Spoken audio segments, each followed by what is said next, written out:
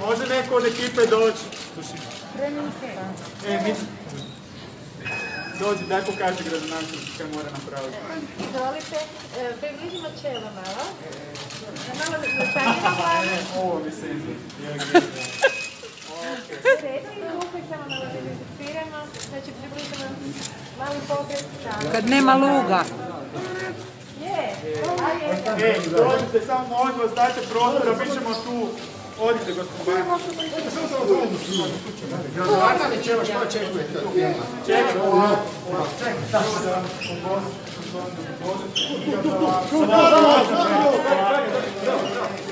Darija, druga strana. Darija, druga strana malo.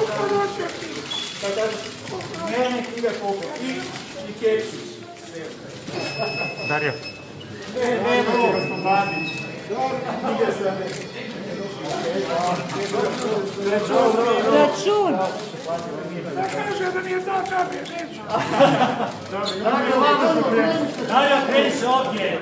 Kreni se ovdje na nama. Gospodina Bandića 10. red i imamo još jednu ustavu. Evo sad ćemo odmah riješiti.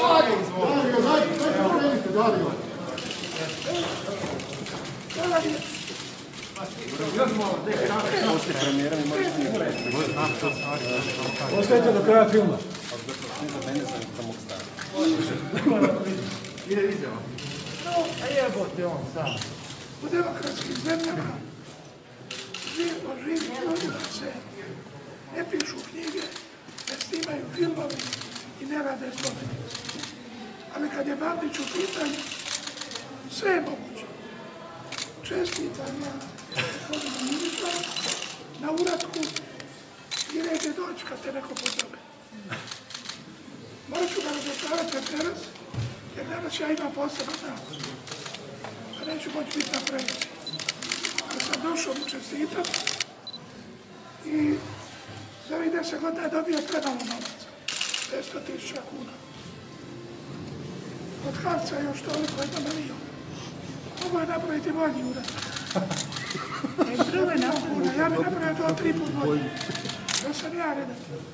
Ali, dobro, možda moj. I to je toliko Brad Pitta. Znači...